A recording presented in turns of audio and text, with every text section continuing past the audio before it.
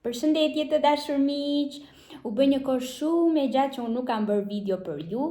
Mendoj diku te 5-6 vjet. Dhe arsyeja për këtë ka qenë se kam pasur shumë gjëra që kanë ndryshuar në jetën time. Mbarova masterin, fillova punë, u bëra mama, kam një vajzë 4 vjeçe tani. Dhe ishte një periudhë, siç mund ta imagjinoni, ishte një periudhë super e ngarkuar, por mendoj se tani do kthehem fuqishëm me video të reja për ju. Dhe do ta fillojmë këtë sezon të ri me një video këshilluese se si ta praktikoni anglishten tuaj. Siç e keni vënë re dhe ju, mendoj është super e vështirë të gjesh një njeri i cili të flasë anglisht dhe të flasë me ju për tema të cilat ju keni nevojë, në kohën kur ju keni nevojë.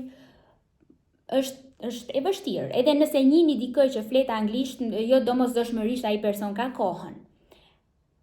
Ishte, do thosha tani, sepse me inteligjencën artificiale ky problem mendoj se do të zhduket dhe se si do të zhduket do ju shpjegoj në videon e sotme.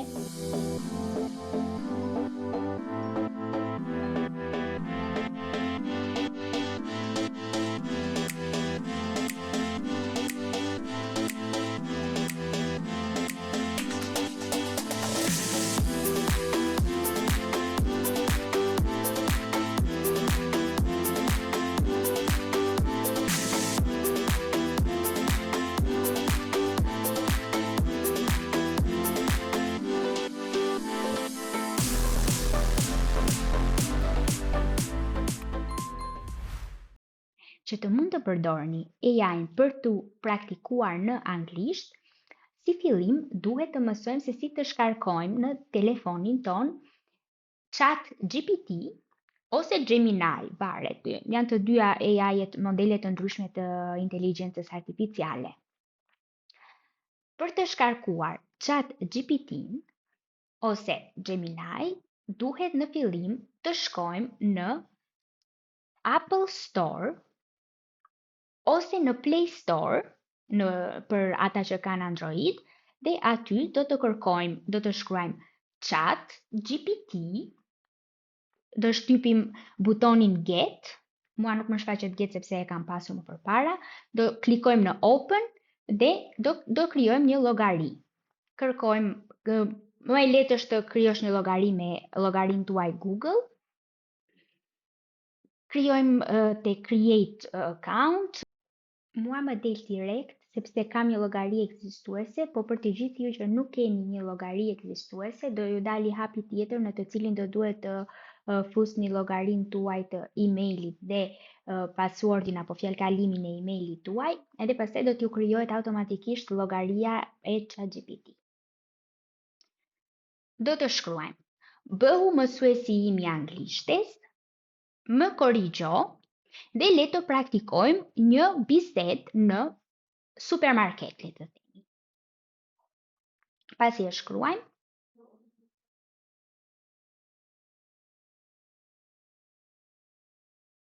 e dërgojmë duke shtypur te shigjeta e vogël e bardhë djathtas.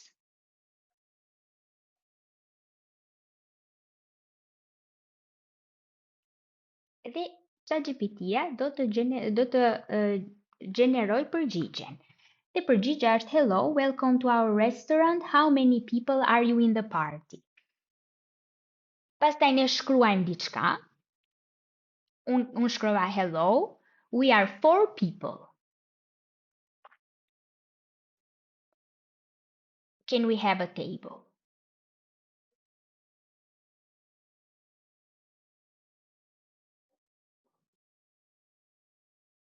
Dhe nëse e shihni, unë e shkruaj can we have a table for 4 në vend të 4.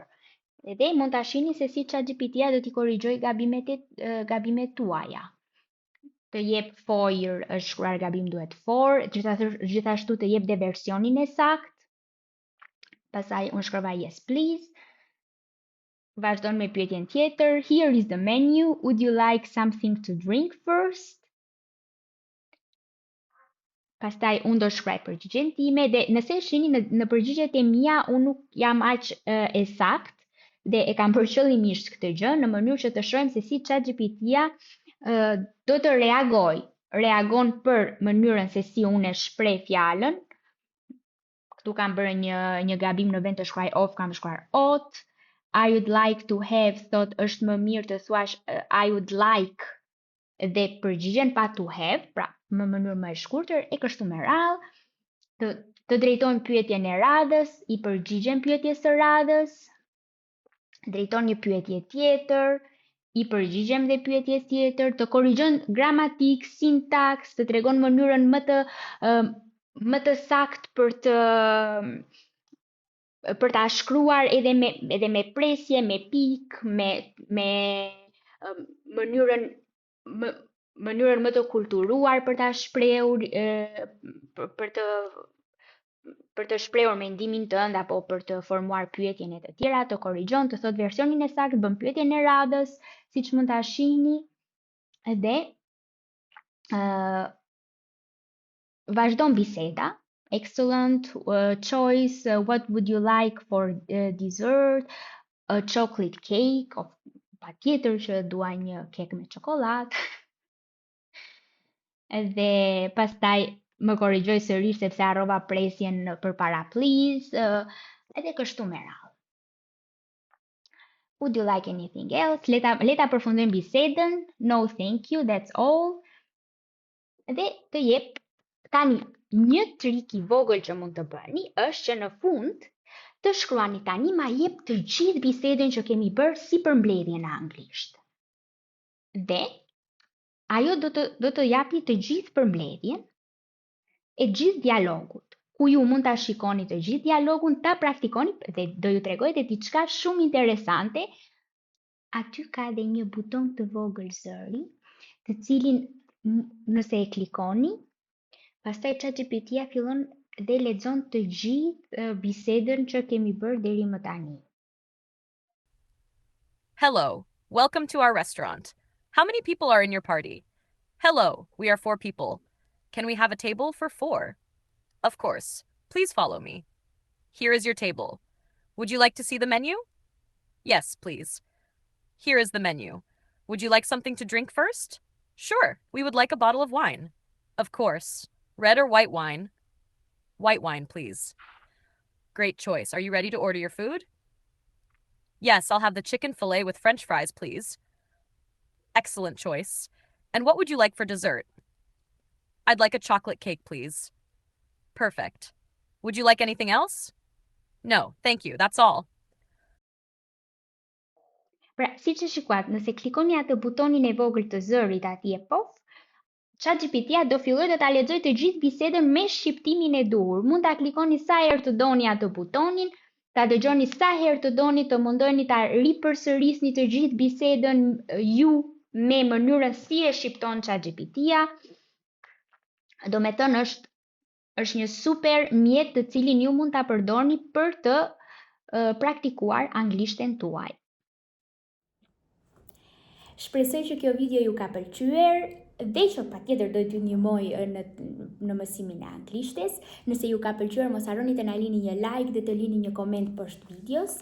Gjithashtu, për të mos humbur asnjë nga videot tona, asnjë nga mësimet tona, mund të na ndiqni në Instagram, në Facebook, tani edhe në TikTok dhe të shkoni në website-in ton sitomosonanglisht.com, aty do të gjeni të gjitha mësimet tona me të shkruara, të përkthyera dhe me videon e bashkangjitur.